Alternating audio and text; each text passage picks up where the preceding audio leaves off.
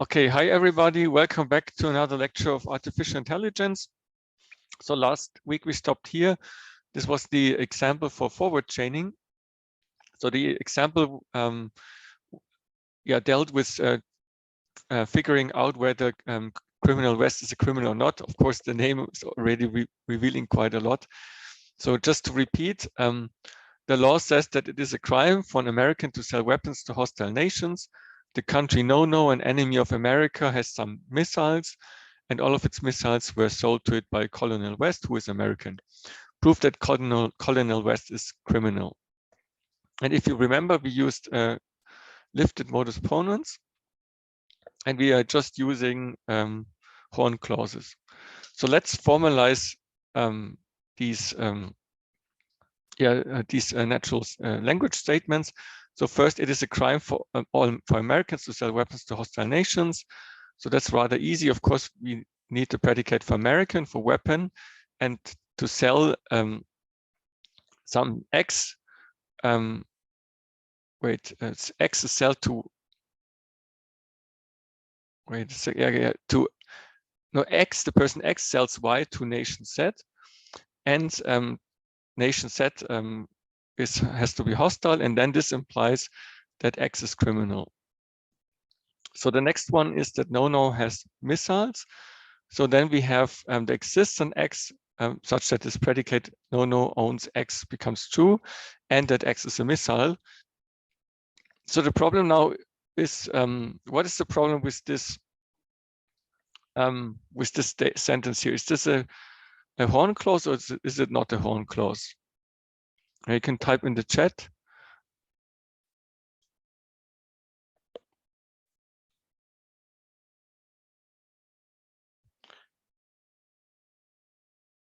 Okay, somebody else asked, would it be better to have the predicate sells weapons, X Z, where X is the person and Z is the hostile nation or the nation?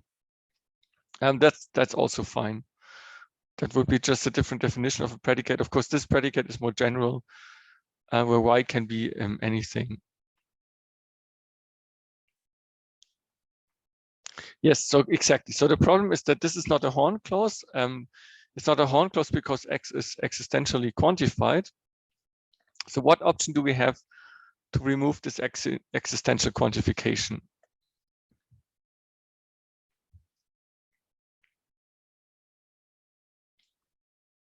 So there are two options I can think of.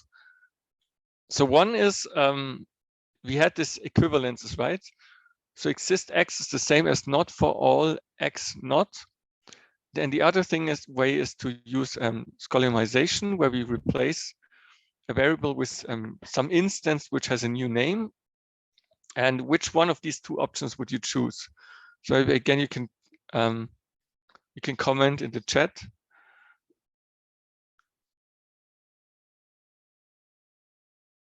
Okay, the formal and okay, so there are mixed comments.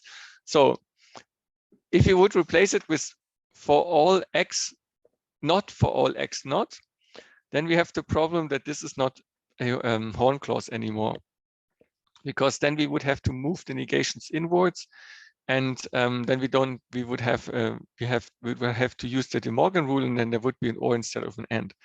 So the only way in order to keep this to create a horn clause out of this is to use scholemization.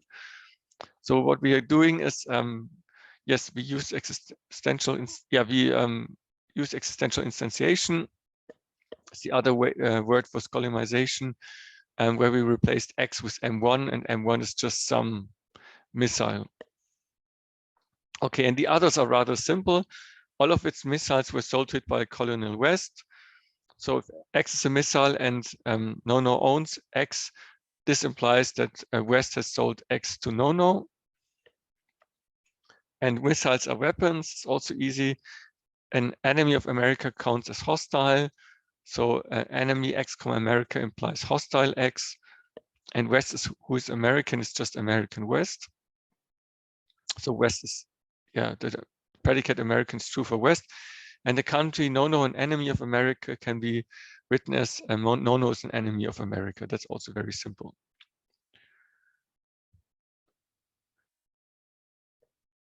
Okay, so somebody asked, how did we use instance method? I don't know what you mean with instance method. So we used existential instantiation here. That's maybe what you mean. So we replaced the existent x with, and then there is the variable x. So we replace this variable x with just one object, m1. And this can be done because one object has to exist such that this is fulfilled. So then instead of x, we use this one object m1. This was explained in the previous lecture. Okay, so now we have this knowledge base just of horn clauses. And now we are applying the forward chaining algorithm that we already discussed last week. So what the first step we always do is we standardize apart. This is important for unification. Sometimes you cannot unify because we forgot to renaming a variable. This was also something we had discussed last week.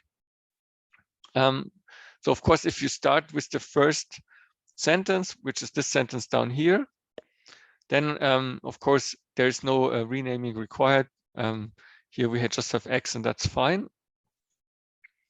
And now what we have to do, we have to find based on, we have to find facts in our knowledge base, or we have such that we can unify the cell predicate. Sorry, no. So we have to use this unification. So, but because we're doing forward chaining, we have to look at the premises. So missile x and owns no x has to be unified, and we know from the knowledge base that we have that m1 is a missile and that no owns a missile m1. So what unification do we have to use here? We have to replace x with m1, and then these two facts are unified with the premises of this implication here.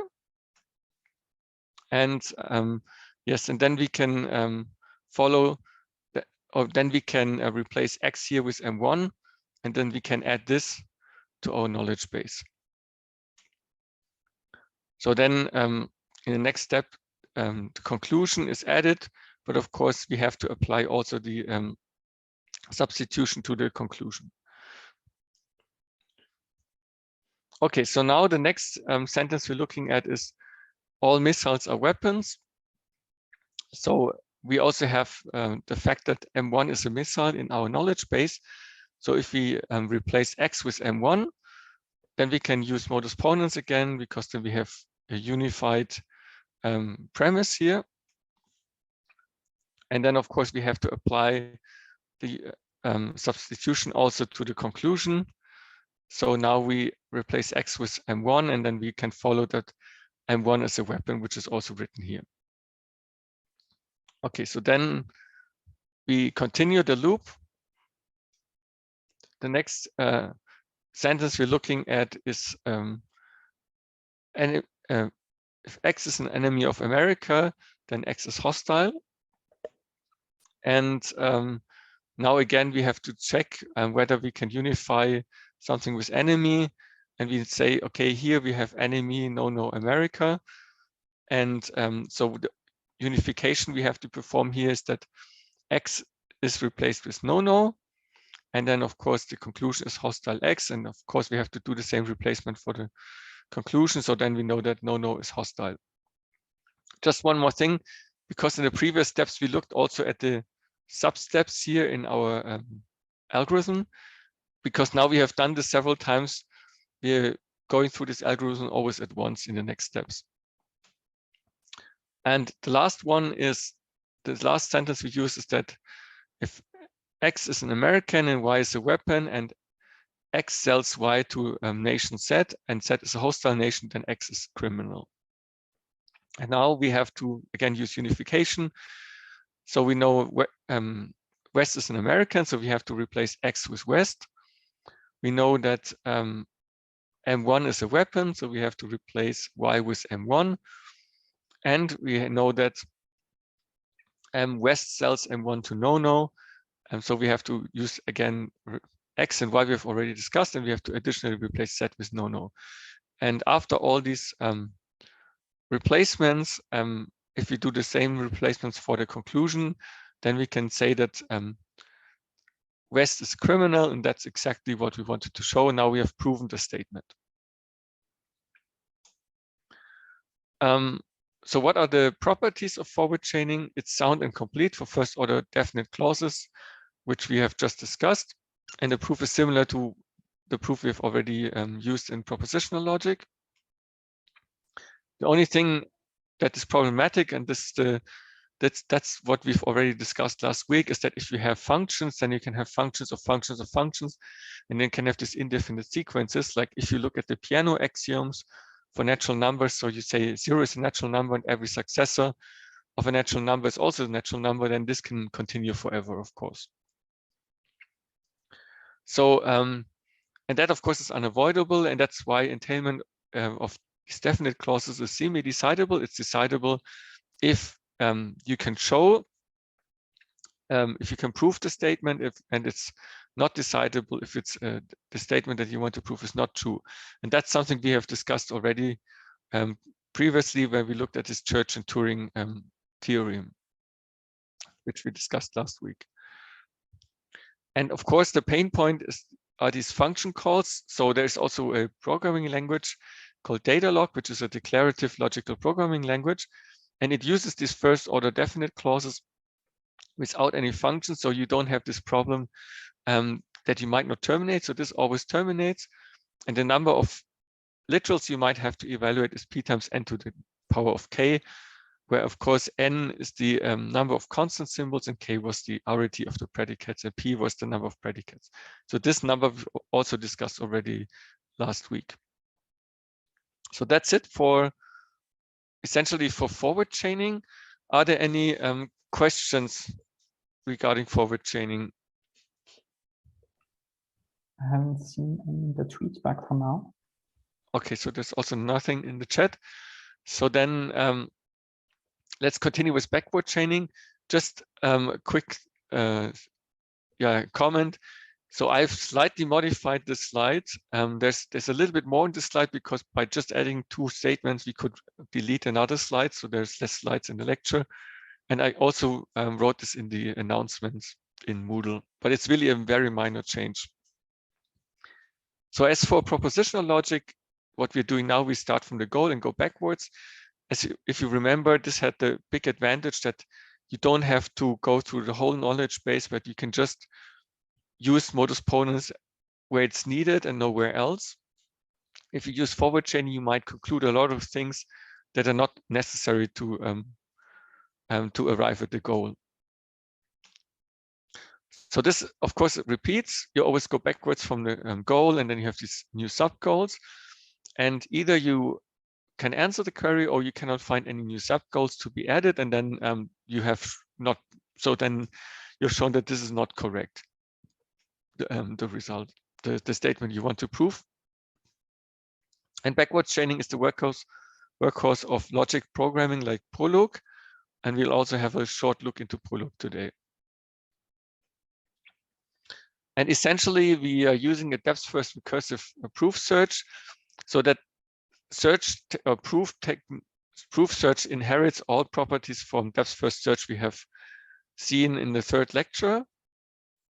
And who remembers what were like the main properties of depth-first search? Who remembers?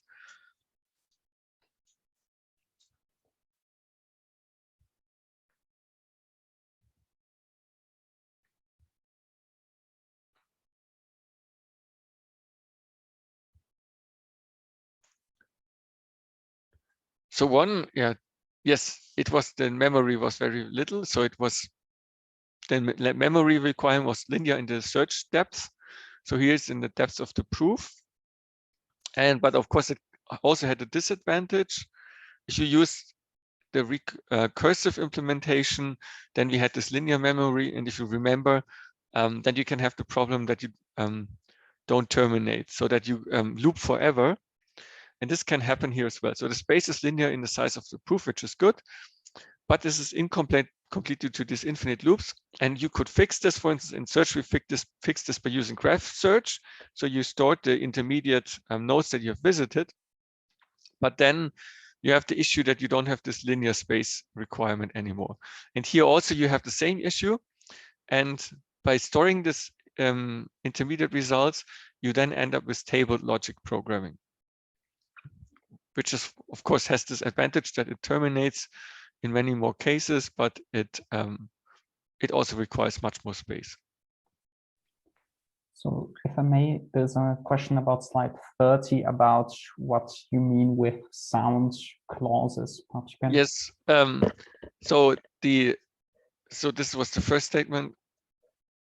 So the proof logic is sound and complete.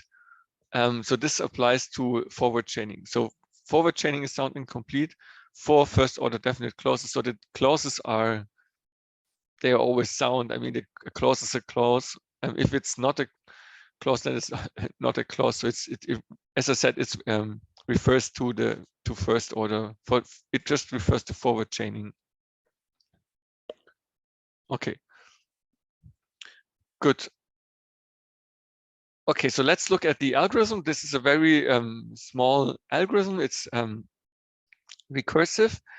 So essentially, yeah, we have a knowledge base. We have goals, which is a list of queries that we want to answer. And here, the substitutions theta are already applied. And theta is the current substitution, and initially it's empty. So if we have no new goals, then we just return the substitutions. So there is nothing else to do.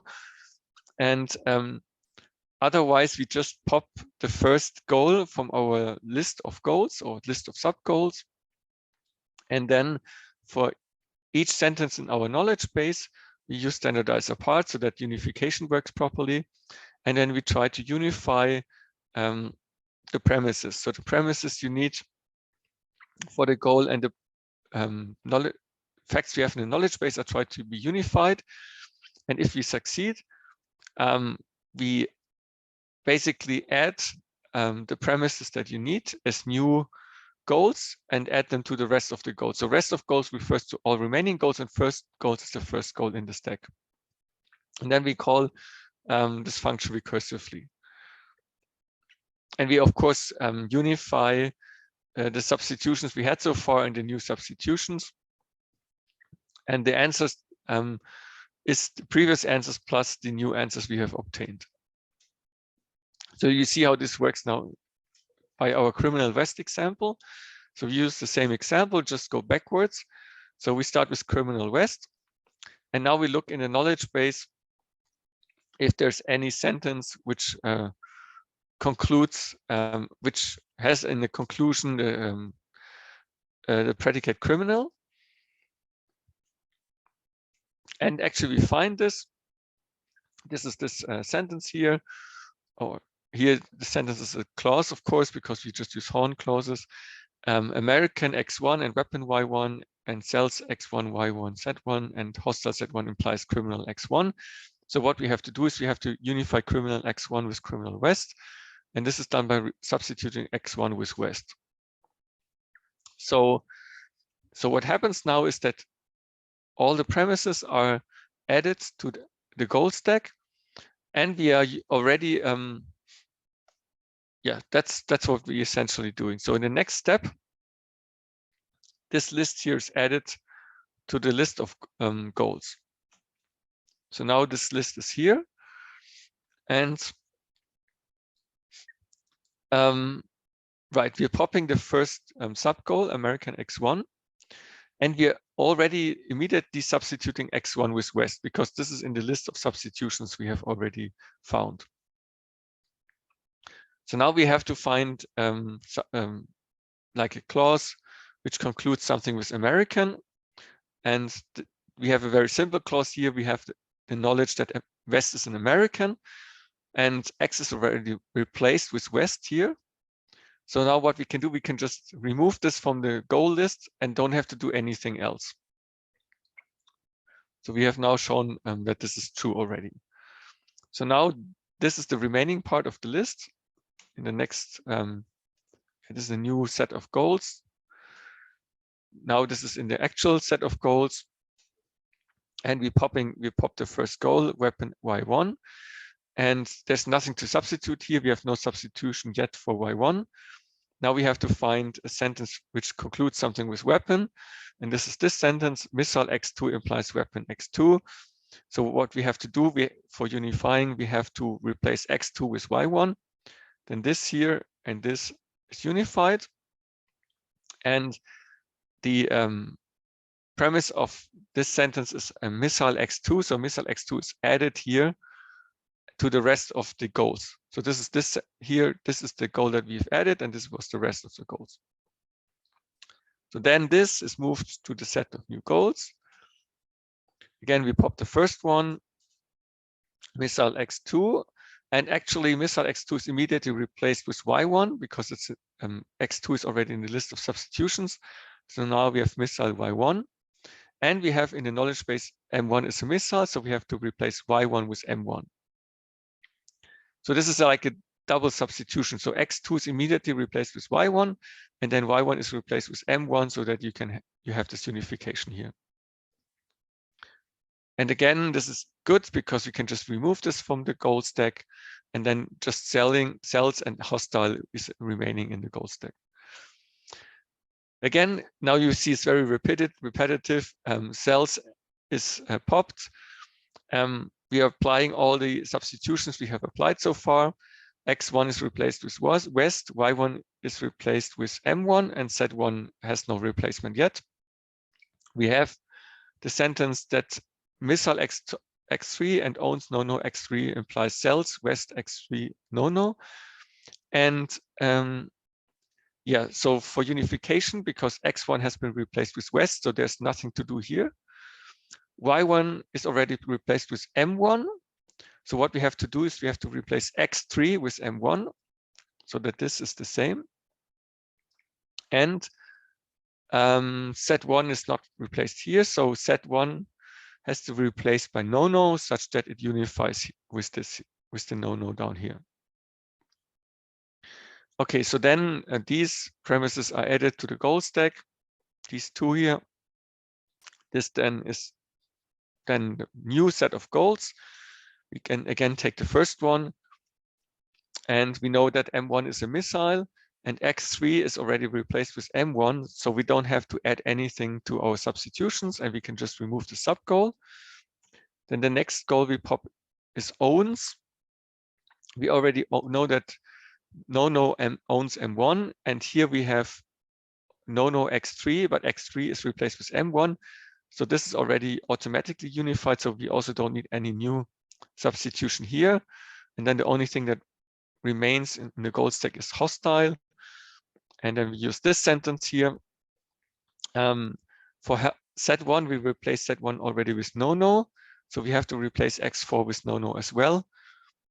And as a new goal from this sentence here, we have enemy X4 and America, which is then added to the set of goals. And we know that no is an enemy of America, so X4 is replaced with no, which is already in the list of substitutions that we have performed. And again, that's why we don't have to add any new substitution and any new goal. And actually, we now have nothing, no new goal. That means we're done and we have proven the quest is a criminal. So again, in this case, just one more thing, it was not shorter than with forward chaining, but if you have a really large database, it can be much shorter. So it's just, if you have a much bigger knowledge base, it would be very boring. But you can imagine that then with backward chaining that you don't have to do so many unifications. Okay. Just one question about slide 39. Somebody is wondering why we substituted X2, because it's true, I don't see it. Okay, yeah. So I can use my pen maybe. Okay. So we have weapon Y1 here, and we have weapon X2. And if we replace X2 with Y1, then we have weapon Y1, and then this is unified.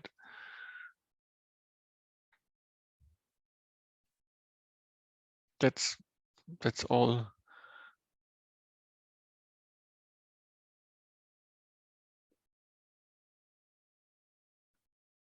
Oh, you mean why we didn't do it the other way around?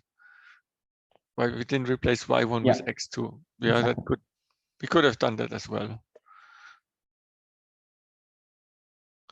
That's just a way of implementation, which one you choose first, but that really doesn't make any difference.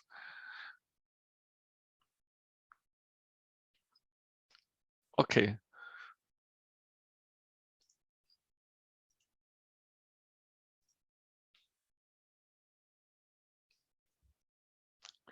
Yes, so just to advertise this a little bit more, of course, this logical programming is not good for every problem you have.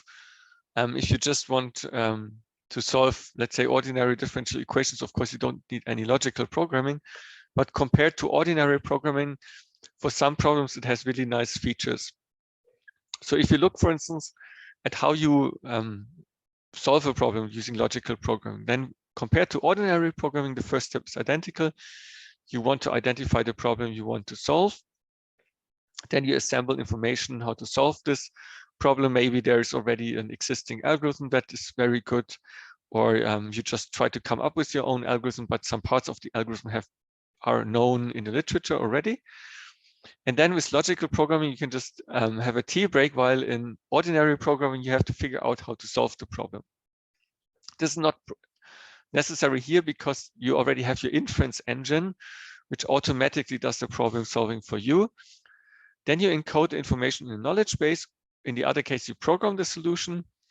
Then you encode the problem instant as facts, while in ordinary programming, you encode the problem instant as data. Then you ask queries in logical programming, and then in ordinary programming, you apply program to data, and then you find false facts in logical programming, and you have to debug procedural errors in ordinary programming because the for loop is wrong, or maybe some other statement is wrong.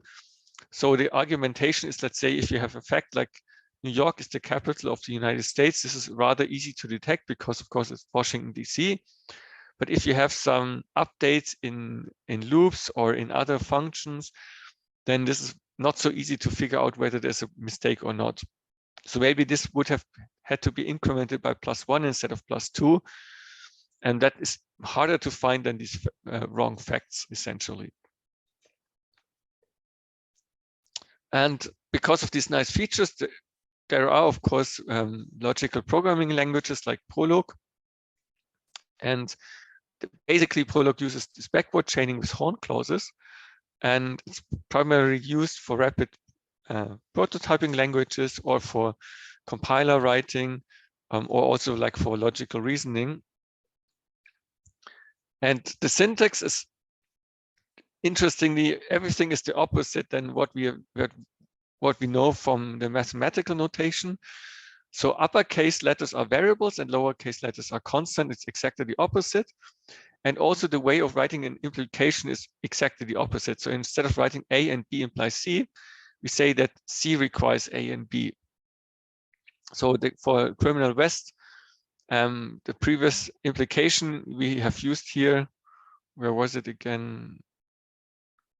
This implication, American X1 and weapon Y1, and X1 sells Y1 to Z1 and hostile Z1 and criminal X1. Now it's reversed. So we have criminal X1 requires, and now the rest is following. And yeah, we need for the next example also the syntax for lists. So if you have these brackets and you have this vertical line with E and L, then it means that the element E is added to the list L. So you have a list starting with E and then the remaining list L. So for instance, if you want to write a program that can append lists X and Y to a list Z, then this is written as follows. So you first have to say that if you add nothing to the list Y, then you obtain the list Y. And if you add list X to list Y, then so if adding X to Y, you receive Z, if that's the case, then if you have a list where you have additional symbol A appended to X, and then you add it to list Y, then you get a new list Z where the first element is A. So if you know that Z follows from appending X and Y, then you know that A, by adding an A to the list, you can also, by adding an A to X, then you get the list Z where A is added at the beginning of this list. So it's a little bit different way of programming, of course. So this is again written here, what I've just said. And the advantage is, for instance, that you don't have to program like the solution, you just have to provide these facts. And when you have queries, like you want to know what X and Y's can I have such that I obtain the list 1 and 2, then Prolog automatically gives you all possible solutions. So which is nice. This is, you would have to explicitly program that in a programming language like C or Python or something like that. Okay. So now we have the first tweetback question. We have a very short 2-line Prolog program. And the question is whether this program increments each number, computes the absolute value, or counts characters in a word. So A, B, or C. So yeah, thanks for posting the tweetback link again.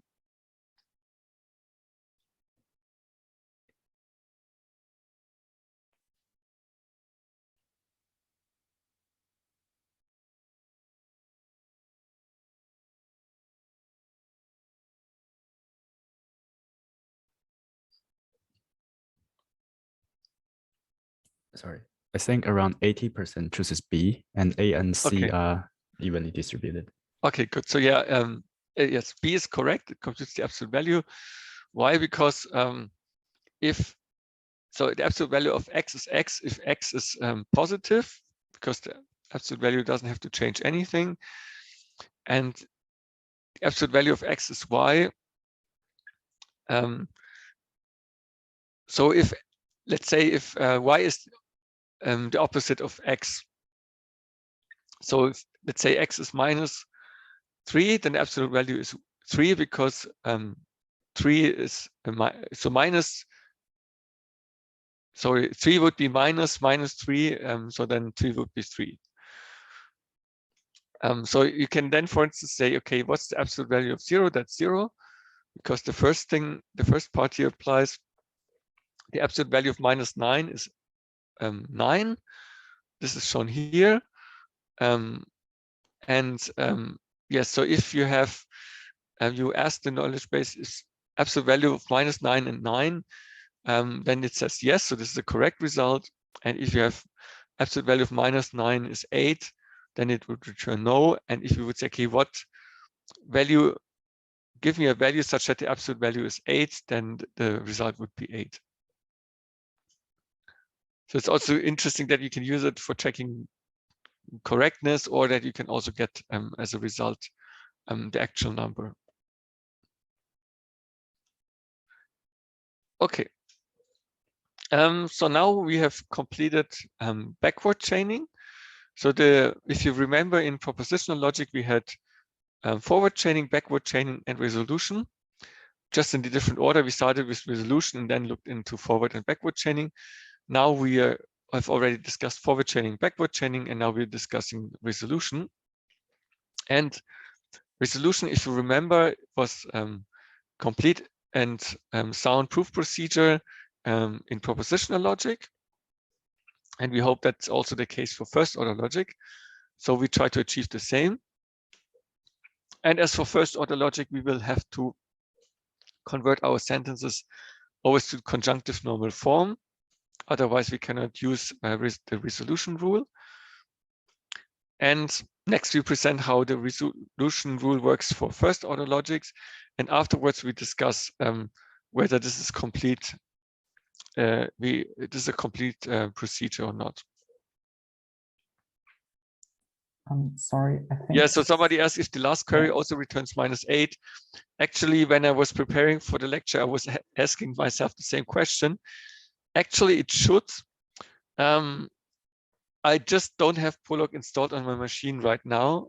And I think it might also depend on the Prolog installation, whether you just get one value or you get all the values.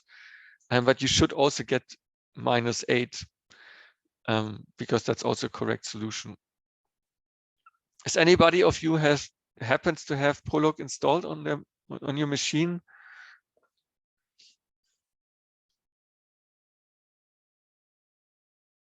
Okay, sorry. Yeah. Otherwise, I think some people are. Yeah, somebody has it. Yes. If you want, you can. If you want, you can try it and let us know.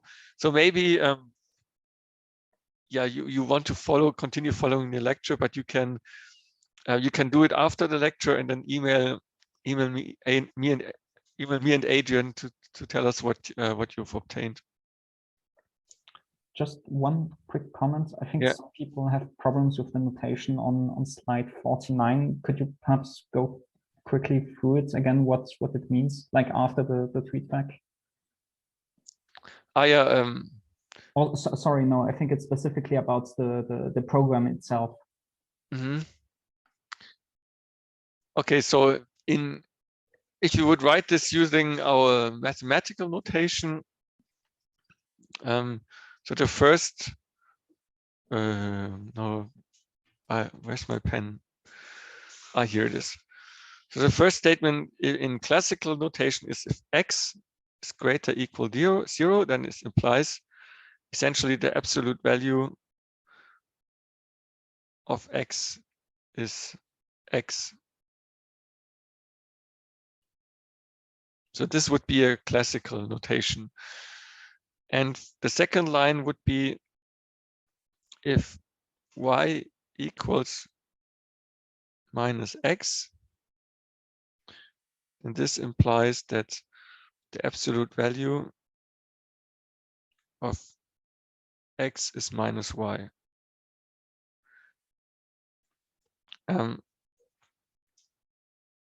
Right, so here, this is a little bit confusing because, oh, sorry, yeah, sorry, yeah, sorry, not -y, absolute value of, this should be nothing, sorry. Because I saw the minus here, but of course this is the notation in the Prolog notation. That's why I got confused. So here, absolute value of x is y. And with this information, you can solve any. You can always say whether a statement is correct, or if you don't get a complete, like if you have a missing variable, you always know what this missing variable would be.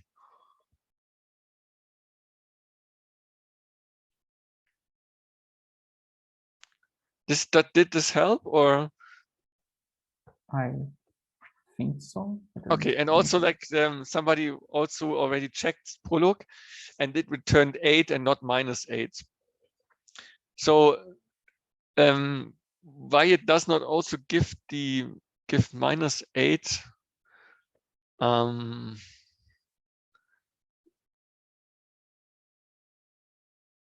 not.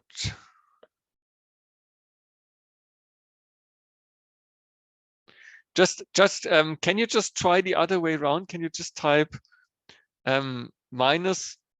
Now, can you type 8, I? It could be. I know it could be because that's first search, but could you just out of curiosity just write a and then 8, I?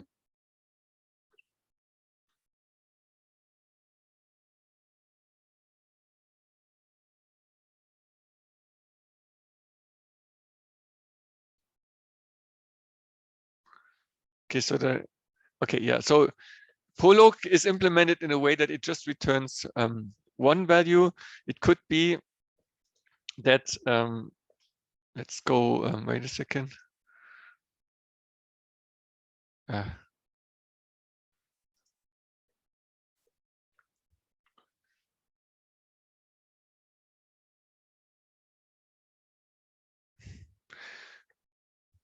The question is, what would it do here? I mean, the thing is, like, that's also one disadvantage of this logical programming language. You sometimes don't always know why you get the result that you get. I think someone else had both 8 and -8, so might depend on the version or something. Ah, okay, no. If you replace 8, I, no. So here's the other way around. So it could be, and that is that the meaning is that the absolute value of this is the result. That you first have the result, and then this is the input, and not the other way around. So because I always set the absolute value of x, so it could be that it's x and y here is the other way around. Do you know what I mean? So maybe I just changed the color.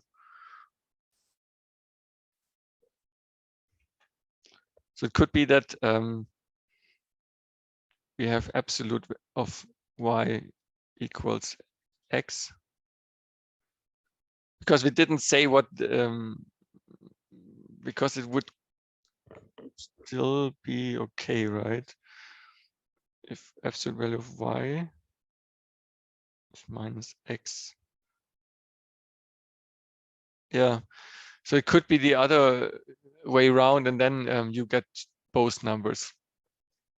So we should actually clarify this in the lectures for next year, or even for this year, and update the slide.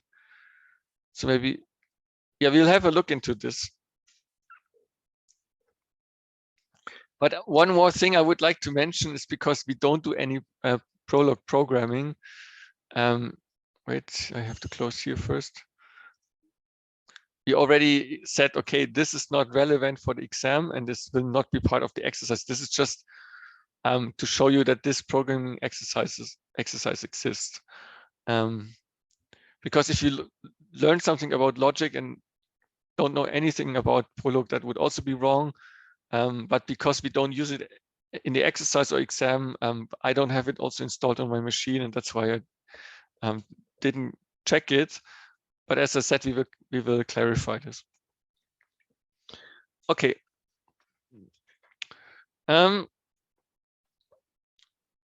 Good. Yeah, let's talk about resolution. We've already started. The thing is, like, everything has to be in conjunctive normal form as for propositional logic. So in first order logic, you have conjunctive normal form if, again, you have just on the lower level you have disjunctions, on a higher level you have conjunctions, and everything has to be universally quantified. So you have a sentence like this, then this is not this is already universally quantified, which is good, but to get it in conjunctive normal form, you have to remove this implication. So A implies B is the same as not A or B, and then you have to move this negation inwards, and that can be done with the De Morgan rule, and then you arrive at this formula here. Okay, so how do we do this in a systematic way? So we have a running example. Everyone who loves all animals is loved by someone.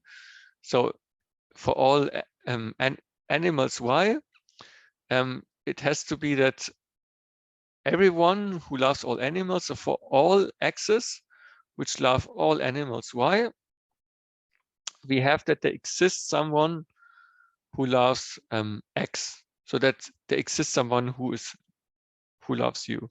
So again, everyone who loves all animals is loved by someone. And of course, this is not a horn clause, but we can, that's not bad, because any sentence can be brought into conjunctive normal form. So what we are using here is that we first eliminate the implication. So alpha implies beta is the same, as I mentioned before, as not alpha or beta. So this is used here and here. And then we have this new sentence, and the next step would be to move the negation inward. So here we have not for all y and not for all y is the same as the exists and y not p,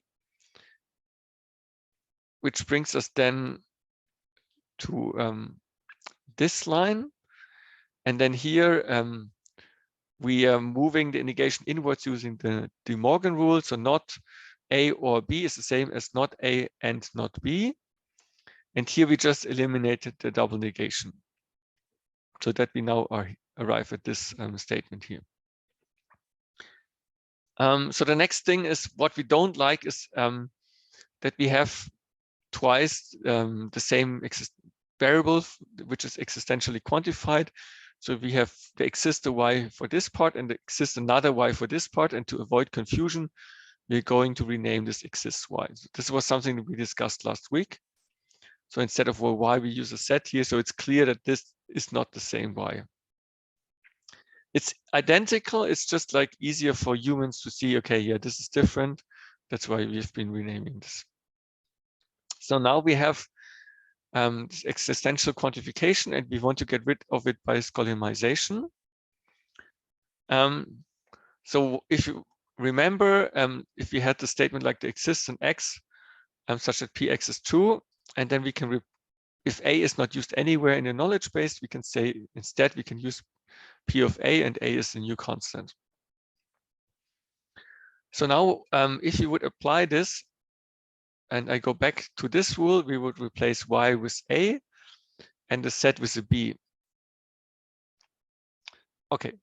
However, and this is a little bit confusing at first, but I can explain this in a very easy way. This is not really correct, because what you had in the original sentence was, for each x, there exists some y. So let's say x is Tina, and Tina loves a dog. Then this there exists a dog which Tina loves. But if you take maybe Michael, but Michael likes a tortoise, for instance, or Michael likes an elephant. So let's say elephant Peter, then Michael loves Peter. So for each person, the animal that is loved by this person is different. So if we now have a constant here, then all of a sudden it means that everybody has to love the same animal A, which is not correct. So what the trick here is now that we use the Skolem function instead of a column Skolem constant. So we say, instead of there exists something, we say, okay, for all x's, there is an animal which is revealed by this function. So for instance, for Tina, f of x is a dog, and for, I don't remember what it was, maybe Peter, f of Peter is an elephant. And this way, that's why we have to use a Skolem function. So when do you have to use a Skolem function? When do you have to use a Skolem constant? Of course, a Skolem constant is sufficient if you just have one argument. But of course, if we have a predicate that has several arguments which depend on each other, then you have to use Skolem functions. And of course, the same has to be applied here for the predicate loves. Over here, we have to use another Skolem function g of x, because also here, for every x, there exists a different set. Okay. There's a little bit more text around it for those who don't attend the lecture live, or just want to learn by the lecture slide, so they can still follow what I've just explained to you. Okay, so then we after that we just have universal quantifiers, right? Because we use Skolem functions, there are no existential quantifiers anymore. And because, as you remember, if everything is universally quantified, the place where the universal quantification takes place doesn't matter. So we can move all the quantification to the left, and then we remove them exactly as we did for Horn clauses. So then we just have this statement here, and we implicitly assume that x is universally quantified. And then we use distribute disjunction over conjunction using the distributivity law. And if you remember, A and B or C is the same as A or C and B or C. So this is done here, and now this is a sentence in conjunctive normal form. Some want you to go a little bit slower. Okay.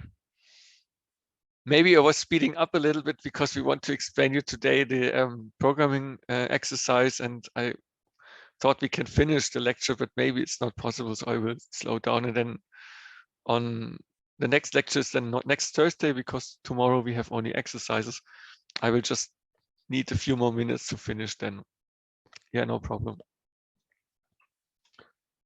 Okay, so the good thing is that the resolution rule is identical no matter whether you use propositional logic or first order logic. The only thing is that you need this unification here, right? So L1 and not MJ have to be unified.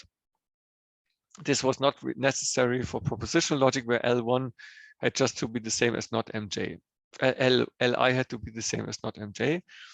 And because you could unify this using the substitution theta, you can remove L1 from this list and MJ from this list, and then concatenate these two lists using, again, this disjunction. And the proof is identical to what we have had for a propositional logic. Just as an example, here we have loves and here we have not loves. If you, yeah, please, if you know, type in the chat what substitutions we need here to unify these two loves.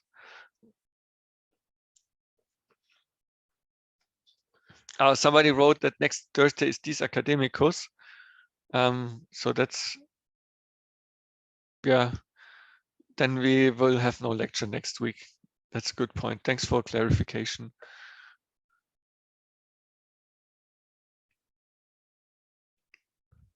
Okay, regarding the unification,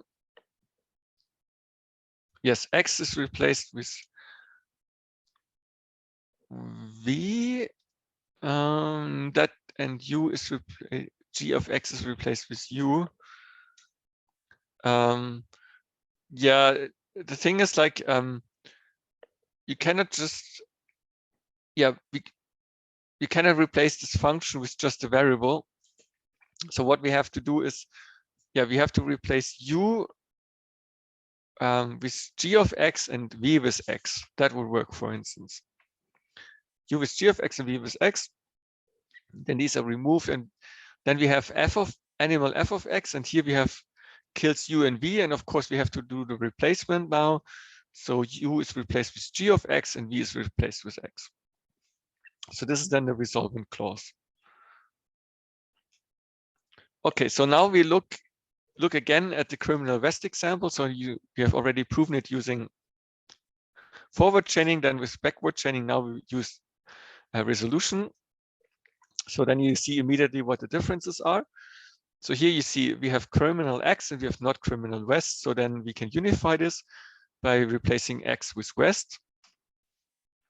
Then of course this is kept, and everywhere where you see an X, you replace it with West, which is done here. American West cancels here with American West. So this is just removed. And then these three predicates remain. And here we have weapon X and weapon Y. So what we will do, we will replace X with Y. So then we have not missile Y, and then the remaining parts here. And we have also missile M1 and missile Y. So Y is replaced with M1. Then we also have to replace Y here. And here cells can be unified. So what do we have to do? We have to replace X with M1 and Z with no. And then these two are removed. Z is replaced with no. And as I mentioned, X is replaced with M1. So this is now M1. This is also M1. This missile is canceling. This no is canceling. Sorry, owns is canceling. And then we just have hostile. This can be unified with this hostile. So X has to be replaced with no. And then we have these two statements which cancel. And then we have the empty clause. And if you remember, if you have the empty clause, we could prove the opposite. So that so if you have the empty clause and you already negated what you want to prove, so we wanted to prove that West is a criminal, so we negated this. Then if you get the empty clause, then you have proven the opposite, so that West is a criminal, which is what we wanted to prove. Okay, so now we can have a second example. So Gerald, I think Gerald just needs, I think he said he needs 20 to 25 minutes, right? So we can, yeah, we can but I'll continue. tell you. Yeah. Yes. So again, another example. Did curiosity kill the cat? So we have a few facts. Everyone who loves all animals is loved by someone. This statement, we've looked already at slide 55, and that's why we already know that we can split this into two conjunctive normal forms. Just again, if you go back to slide 55, this was the result here.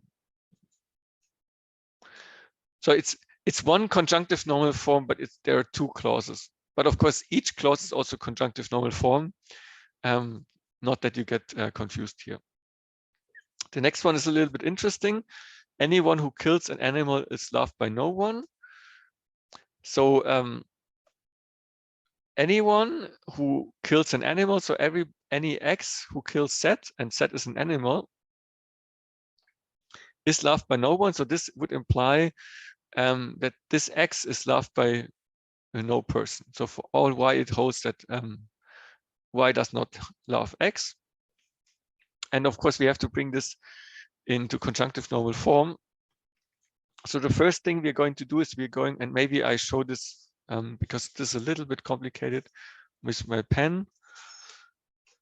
So this implication is removed by using, so we know, of course, as we know, A implies B is the same as not A or B. And so what we have here then is for all X, not exists set, and then we have a few things, or for all Y not loves, and I don't write what's in the parentheses. And now what we know is that not exists set is the same as for all, for all set not. And then what we have in the end, because now after replacing this existential quantifier, everything is universally quantified. And the only thing we have to do here is we have the negation. So we have not, and we used in the Morgan rule, animal set or not kills X set. And because this is already, as I showed here, not loves, this here comes from here. And these two are then written here. Okay.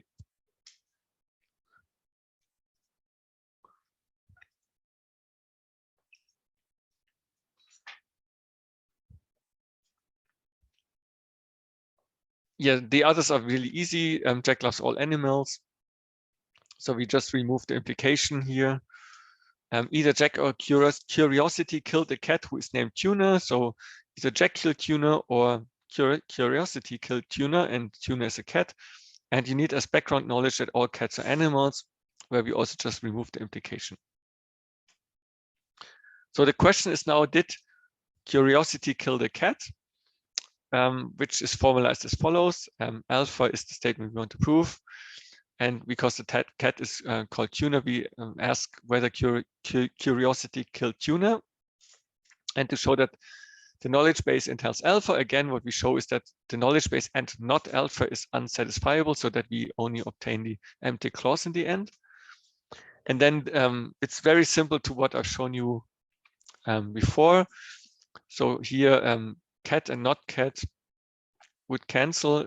In order to do that, we have to use unification again. So X is replaced with tuner. So then we have animal X, and by replacing X with tuner, we have animal tuner. Here we have kills twice, and there's no unification needed. So only Jack kills tuner remains. Then here we have, for instance, animal, tuner, and not animal set. So set is replaced with tuner. Then here we have, as a result, set is tuner instead of set, and this is just copied. And here we have X kills tuner and Jack kills tuner, so X is replaced with Jack, and which is done here, and these two cancel.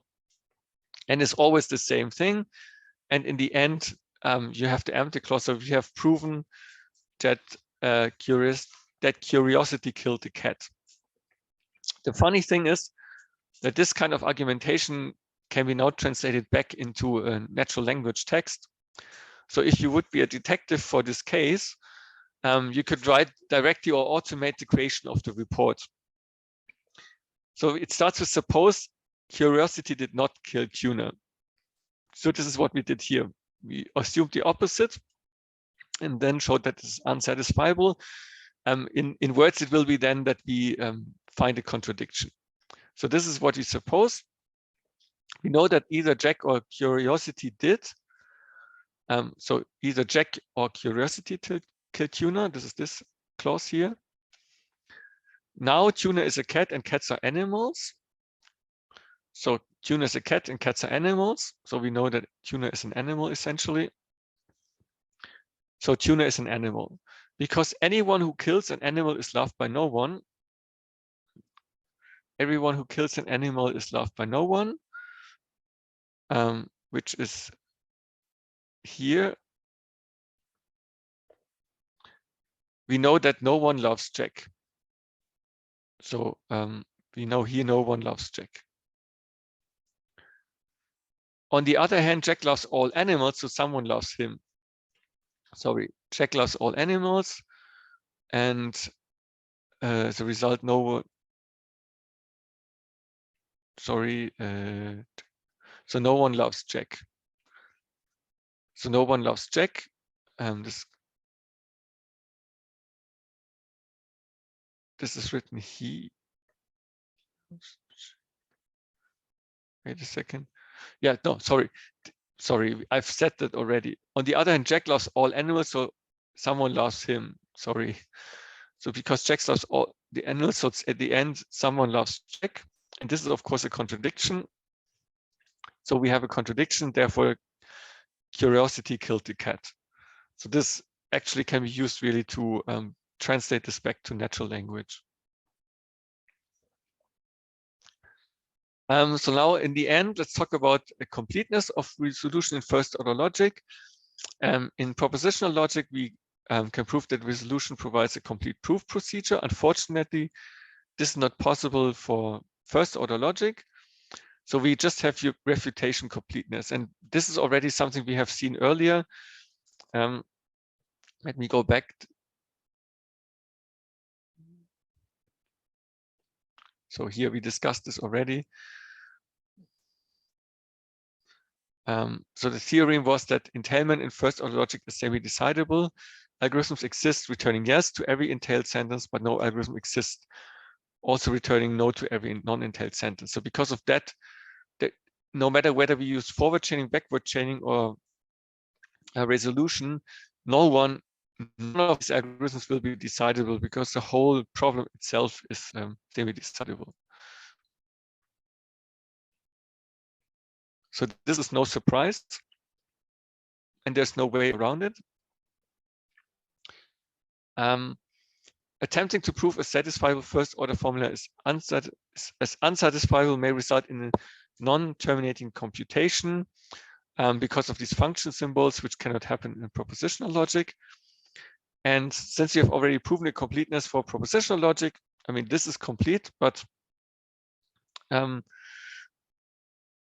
Since we have already proven the completeness for propositional logic, we will skip now the proof for refutation completeness, which is kind of a special case of the semi-decidability.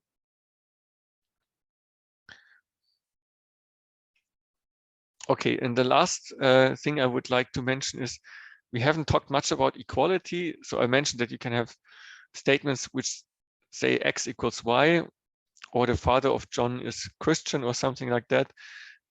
We haven't done this because this is quite complicated, so we're skipping this. If you want to know more about it, you can find it in section 5.5 of the AI book. And now I can actually summarize everything, and then we can have our break, and then Gerald can introduce the programming exercise, the first one. So we started with propositionalization, where we tried to replace first order logic sentences with propositional logic sentences. The problem, of course, was that we had this huge number of propositional logic sentences in the end. So then we tried to lift proof rules like modus ponens and resolution. So then with generalized modus ponens, you can use forward chaining and backward chaining as for propositional logic. And with generalized resolution, you can use resolution as for propositional logic. So the generalized modus ponens is complete for Horn clauses, although the entailment problem is semi-decidable, and for data log, entailment is even decidable, because you don't have these functions. And as I've said already, generalized resolution can be applied as for propositional logic. It's just like, again, as we've shown before, it's not decidable as for propositional logic. Okay, good. Are there any questions? Perhaps one that I was about to answer, but perhaps you can do it better. So there is a question about why we need scholemization. Like, what's the idea behind it? Yeah, so the idea is that we eliminate existential quantifiers. So we've seen there are these two techniques. Either we use scholemization, or we use these equivalences. So exist X is the same as not for all X not. And yeah, let's say for all the proof rules we had, we always wanted to have universally quantified sentences. So for forward chaining and backward chaining, we wanted to have Horn clauses. So Horn clauses in first order logic have to be universally quantified. And for resolution, we needed the conjunctive normal form, which in first order logic also is only in conjunctive normal form if it's universally quantified.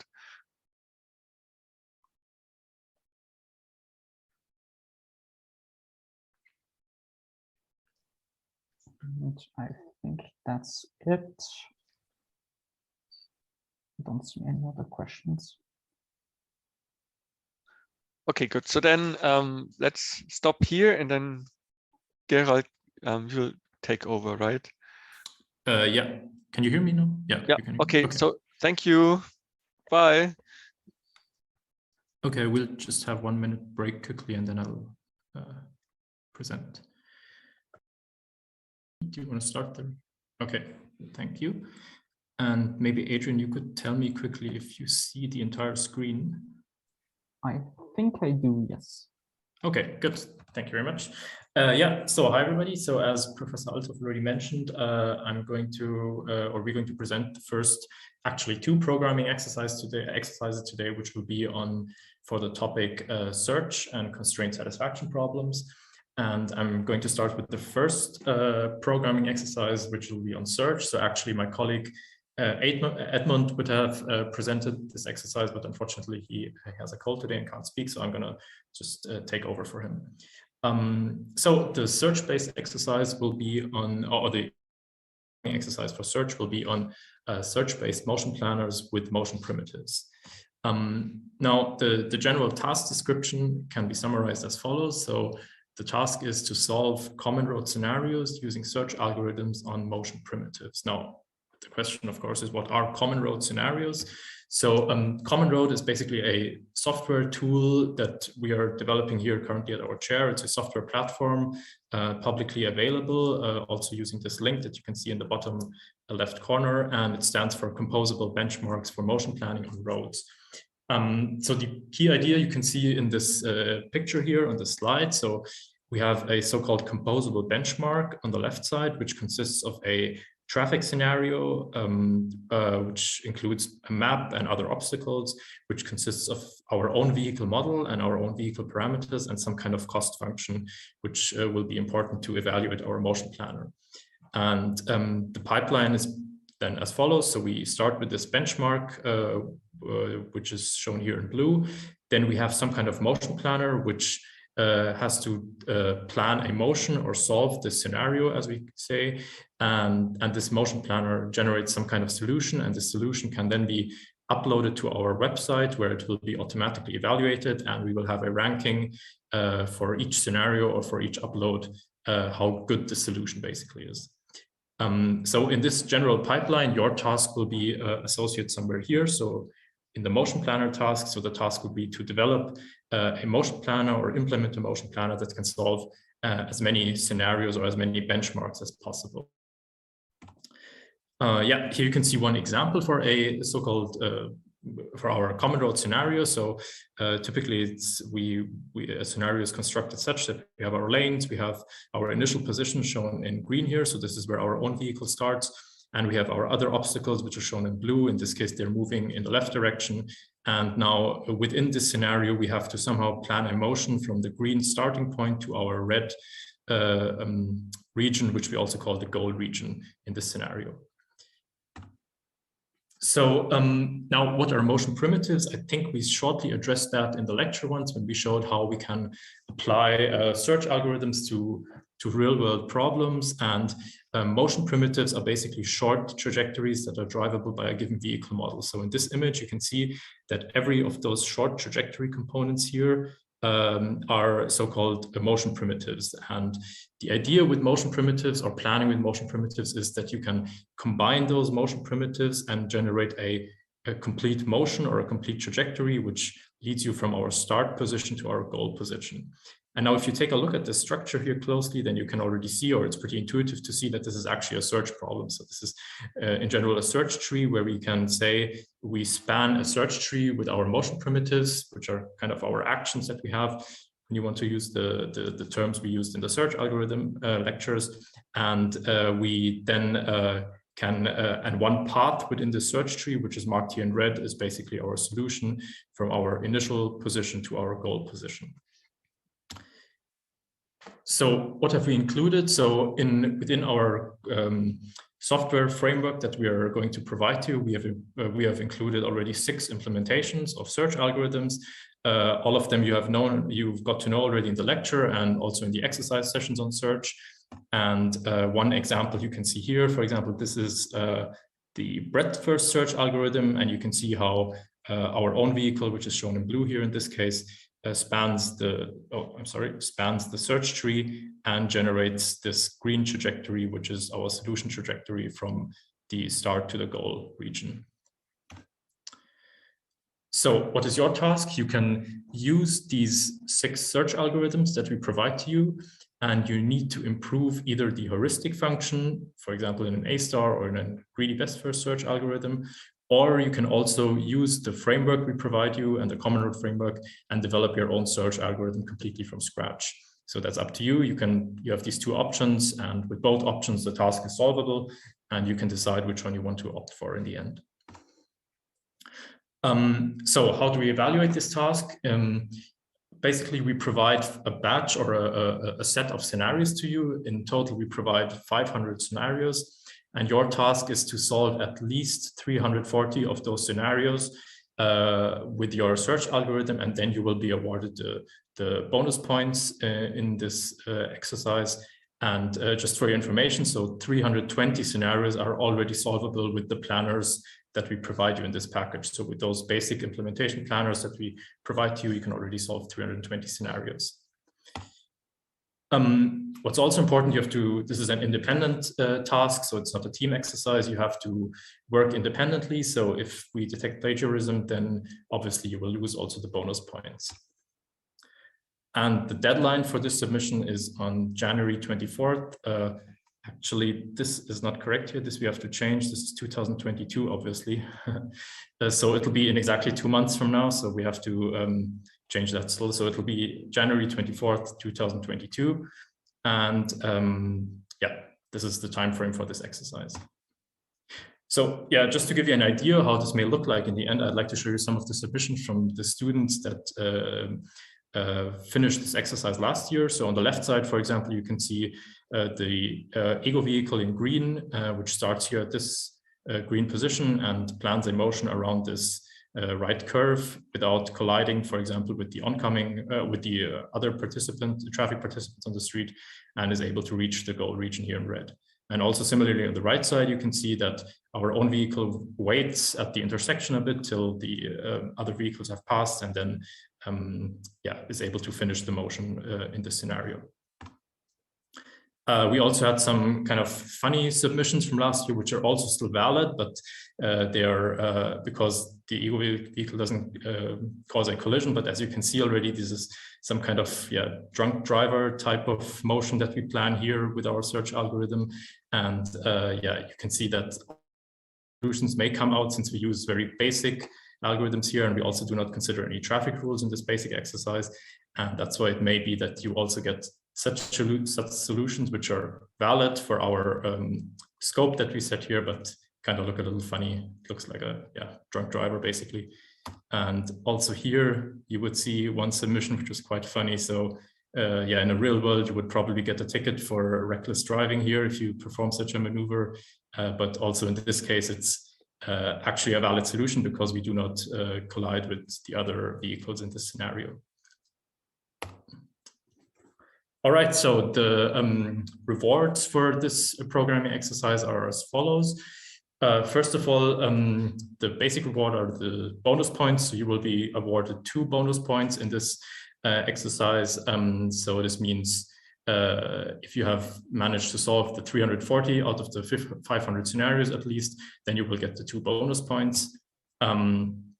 We have an additional rewards for people who like to take up a challenge. So for the top 10 people in our ranking, so the people who have submitted the most solutions, the top 10, we typically have we will have a invitation for a pizza gathering here at our chair. For the top 3 in our ranking of the most submitted solutions, we will additionally have a certificate from our chair. And for the first number 1, so the person who submitted the most solutions out of all participants, he or she will be awarded a cash prize in addition, which will be 200 euros. Yeah, so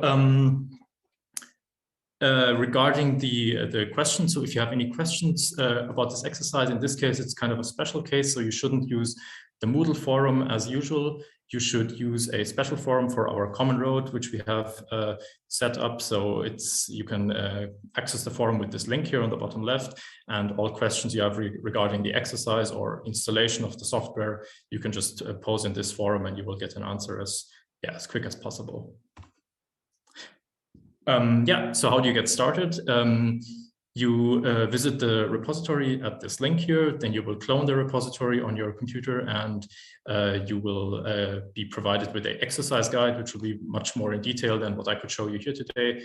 It will be a PDF document, which will be in this repository that you have cloned, and all the details of the exercise and the software will be described there. Okay, yeah, that was it. A quick introduction to the first programming exercise. So I would say I just continue with the second one at first, and then we have a short question session after I've shown you both presentations or both introductions. One little thing, because I'm not quite sure how it's organized for Common Roads this year. How do they have to submit it, through Artemis or through Common Road? No, it's not through Artemis. The submission is on our website. So, but all of that will also be described in the PDF document. So the submission for this exercise will be only on our Common Road website, and the guidelines for submission and the steps will be also shown or will be described in the PDF document. Yeah. Okay, then let me get my second presentation quickly.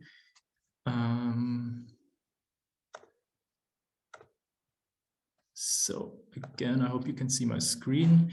And yeah, this will be the second programming exercise, which I will show you today, which will be for the chapter or the topic constraint satisfaction problems. Yeah, let's start with the most important points first. So the time frame for this exercise, the exercise starts today, shortly after the lecture. So at 6:30 p.m. you will have access to the course on Artemis. I will explain that in a second. And the deadline for this exercise is on the 24th of December, so on Christmas Eve, basically. And you can you will have a roughly 1 month of time to submit your solution here. Okay, in this case, yeah, as Adrian already mentioned before, we will use Artemis, which is an automatic evaluation tool from TUM to set up programming exercises and also automatically evaluate them.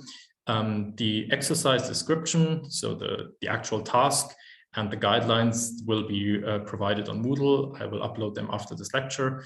And the implementation of your solution will have to be done in a Jupyter notebook that we will provide. I will also show that to you in a few slides. Yeah, in this case, it is like that if you've successfully submitted your solution to Artemis, you will be awarded 1 bonus point for this programming exercise.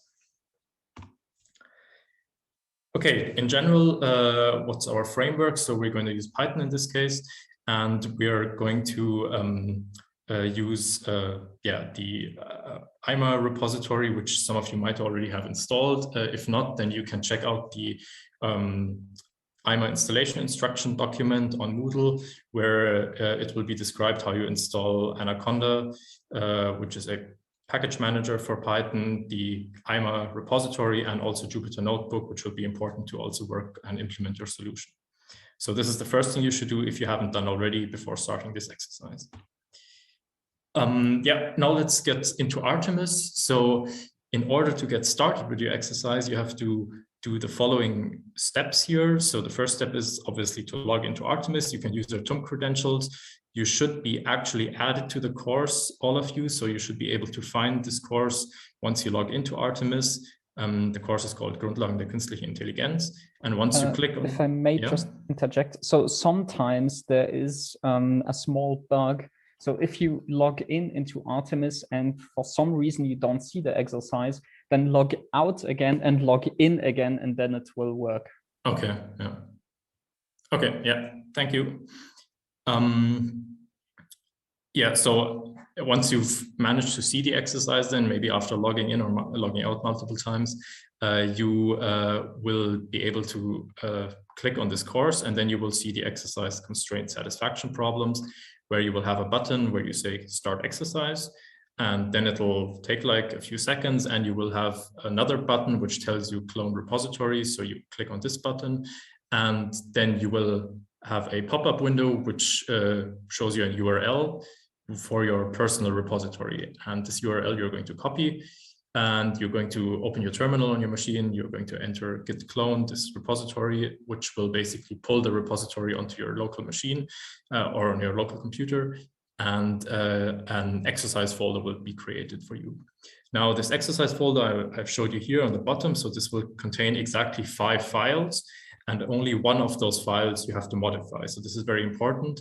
Only the first Jupyter notebook here, CSP it's called, has to be modified. So this is the main notebook where you're going to implement your solution. We also provide you a demo notebook, which shows you a simple usage example, how to solve a constraint satisfaction problem. And this notebook you don't have to modify, but you should run it before you start working on the exercise, because it shows you how to use the code, or how to use the framework, and how to solve a constraint satisfaction problem with this framework. And additionally, we provide you 3 Python scripts or 3 Python modules, which are just dependencies where the actual solvers for the constraint satisfaction problem are implemented. Also, these you don't have to modify, or you shouldn't modify. Okay, so once you've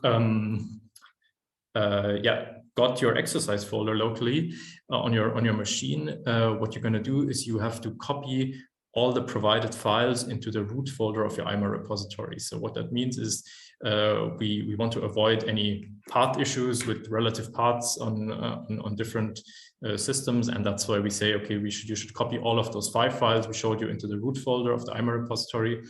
You are then going to first run the demo notebook, which will show you how this framework works. And once you understood this demo notebook, you can implement your own solution for the actual task that we're going to have, or for the actual problem. So once you've implemented your solution, what you're going to do is you're going to copy this notebook, the finished notebook, back to your cloned repository, and you're going to submit it to Artemis using Git. So it's just 3 Git commands you have to use. You have to add the notebook, you have to commit it, and you have to push it. And now once you've pushed this notebook on Artemis, it's automatically evaluated on our servers. So after that, you can log into Artemis and the evaluation starts. It typically can take like 1 to 2 minutes that the whole evaluation is finished. And you get your evaluation results directly on Artemis then. So in case of a successful evaluation, so if your notebook is, or if you have submitted the correct solution, then you're going to get some kind of a window that's going to look something like that. So on the top right corner, you're going to have this field which tells you score 100%, and all the 7 tests that we have in our evaluation for your notebook have passed. So this means you're basically done and you don't have to do anything else. Now, if you don't get this window, then you're going to get some kind of red message here, and it's going to tell you, I don't know, like maybe 1 or 2 of 7 tests passed only. And what you have to do then is you have to go back to step 3 and revise your implementation, and then basically just do step 3 to 6 again and check the solution again. All right, so for any questions regarding this exercise, in this case, you should use the Moodle Forum. What's very important is that we have created a separate forum for programming exercises. You will find it on the top, or one of the top sections on Moodle.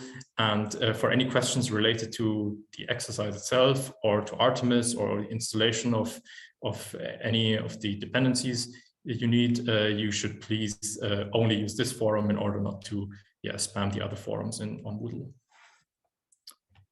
All right, good. Then this was it. Then I think I'm done with my presentation. In this case, I believe we can answer some of your questions. So I'm just going to stop my screen share and check some of the questions on TweetBack. I think TweetBack is, there are no more open questions. Oh, okay. Then I'll check the chat.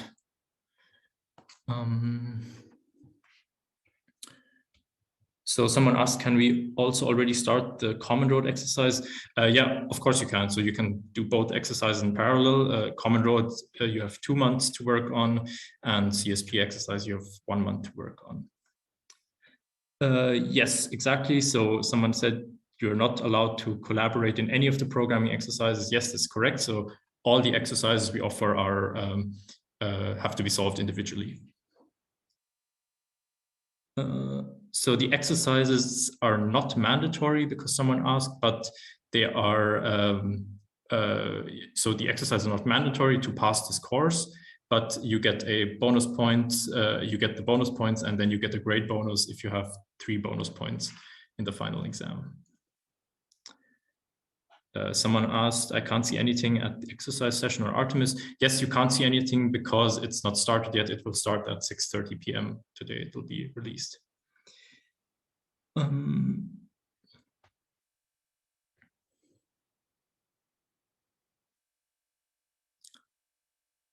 Okay, let me see.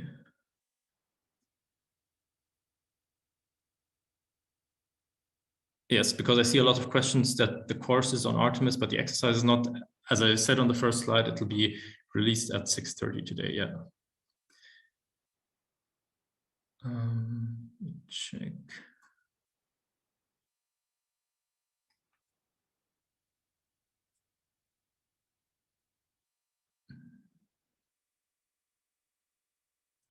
Okay, most questions are related to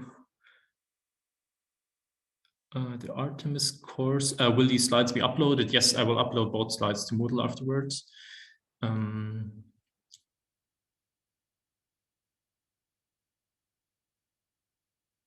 Okay, someone asked, what can we do if we could not install Jupyter notebooks?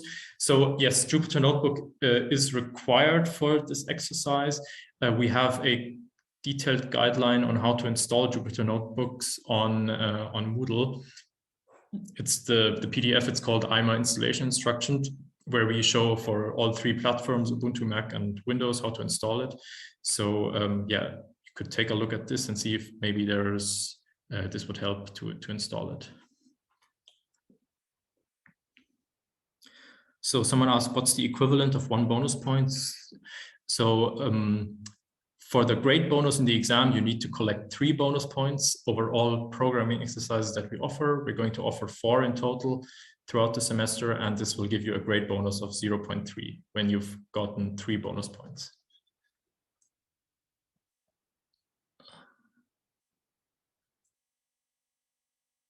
Okay, so let me check some of the recent questions.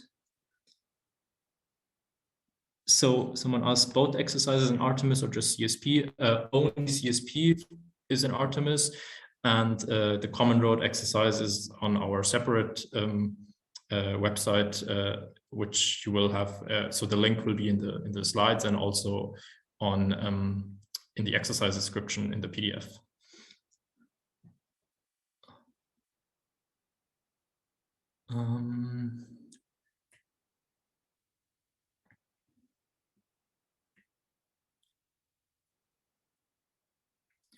So someone asked, what was approximately the maximum number of correct solutions out of 500 in the past from the Common Road problem? So maybe, I don't know, Edmund, you could comment on that.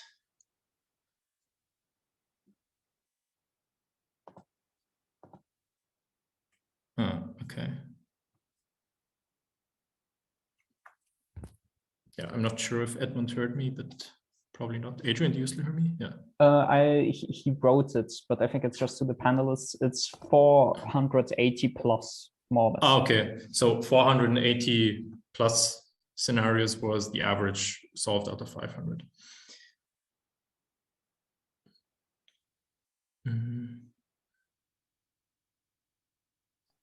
There's one question about the workload of each programming exercise. Okay, I haven't seen that. Is it on? It's on TweetBack, that one. Okay, so I mean the workload. It's so compared both exercises in comparison. The workload in the Common Road exercise is probably higher, but that's why it also you also get 2 bonus points instead of just 1, and you also have 2 months of time instead of just 1 month of time to submit your solution.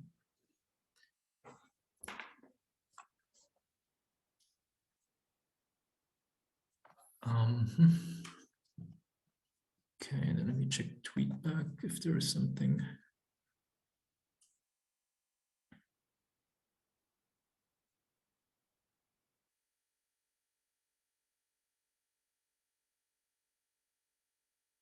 Okay, someone asked, is Common Road also on Jupyter? I think maybe Edmund, you could answer that. I think you can also solve it in the Jupyter notebooks, right? If I'm not mistaken, that we provide.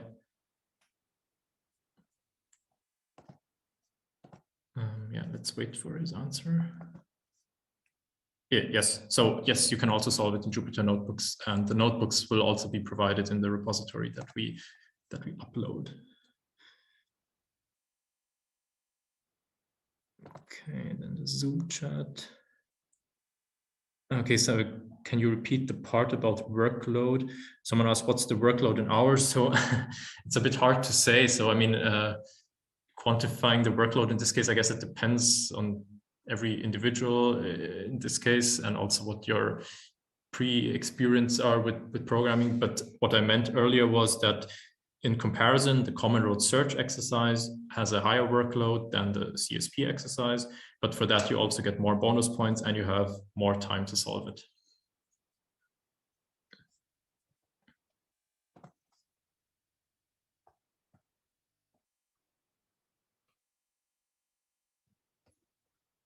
Yes, and if you got so someone asked if the bonus is still valid. So from last year, if you got the bonus last year, it's of course still valid for this year.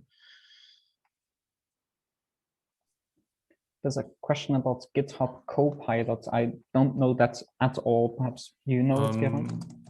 Like, what was the question? If you are allowed to use it. I mean, I guess so. GitHub Copilot, I haven't used it myself. It's some kind of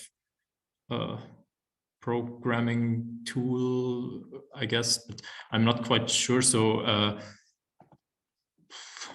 I don't. So you're not allowed to use it to solve it here. That the programming exercise has to be solved by yourself. Yeah.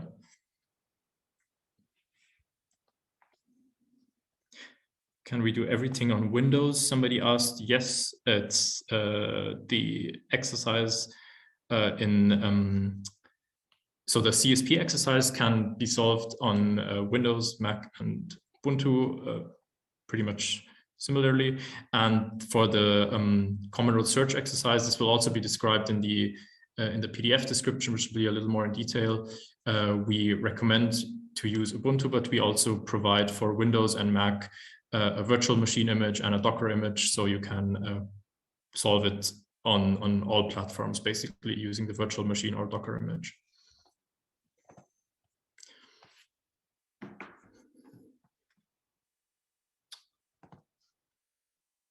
Okay, Adrian, do you see any question that's unanswered for now? I didn't look so much on Tweetback. That should be it. There's one here about the Rechnerhalle. I think you are allowed to use it if you can get to it now, yeah. with the Corona rules, but